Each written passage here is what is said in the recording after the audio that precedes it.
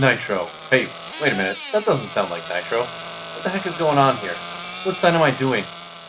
Oh, that's right. It's a new gas engine. That's right. It uses gas. Good old 87, $3.60 a gallon. That sounds expensive, except when you're used to paying $20 a gallon for nitro.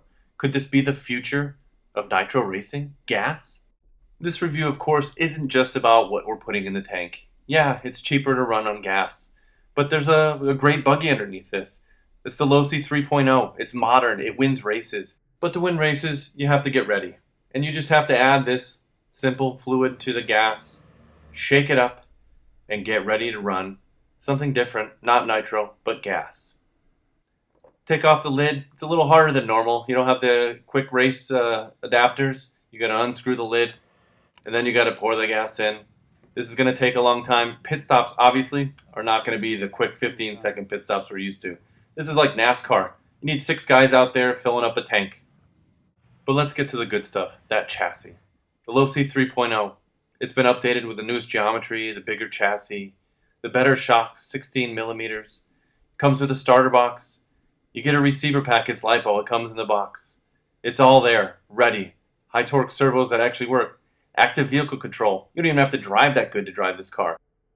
It doesn't matter much what this chassis can do without the engine being able to power the wheels. The primary thing I want to talk about today is setting the needle carburetors for your break-in process. Now, one thing, the most important thing to note, and I can't stress this more importantly, is to read your manual, understand the break-in process 100%, be clear on how everything works. The idle speed, or what was the idle speed needle on a typical nitro engine. On this engine, we don't use this to set the idle speed. What we use this for is as a detent for the throttle slide, and that's all we use it for. To set the low speed, we'll use the low speed mixture setting, which is over here on the end of the slide. The base settings for this engine are 30 hours out from bottomed on the high speed and 18 hours out from bottomed on the low speed.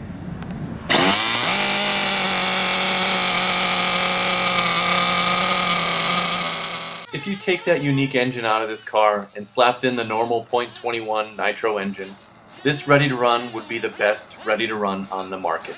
The chassis is rock solid, race ready, and just like the kit, just ready to run like it should be. But that engine, that engine. Let's talk about that engine. We have to give some props where props are due. They did something crazy. They made an engine that doesn't make any sense. It has a spark plug, an electronic ignition, it has magnets, it's powered by the receiver pack. That's kind of cool. We wish it really was like the game-changing scene, something that just made the nitro engines go, hey, this is what we needed, we're going faster, it's better. But it's not. And that's not the worst thing we can say. The chassis is amazing. The engine itself doesn't really work that well. We spent 7 hours tinkering with this engine, sweating, trying to get it to go faster, trying to get it to run. And it was hard. That's not what a ready to run needs to be. It needs to be easy. The chassis is ready. It could go faster. It can race. You can do everything with this chassis. The engine was premature. And that means for us, this is a hard review because the chassis is wonderful.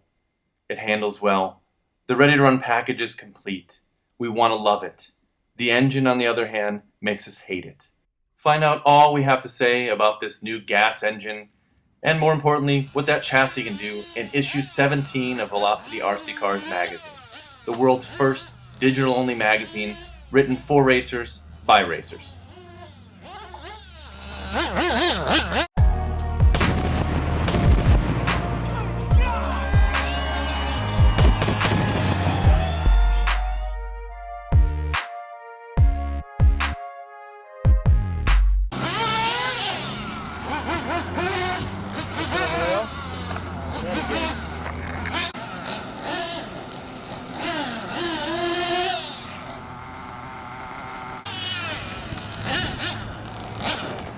Ah, one lap!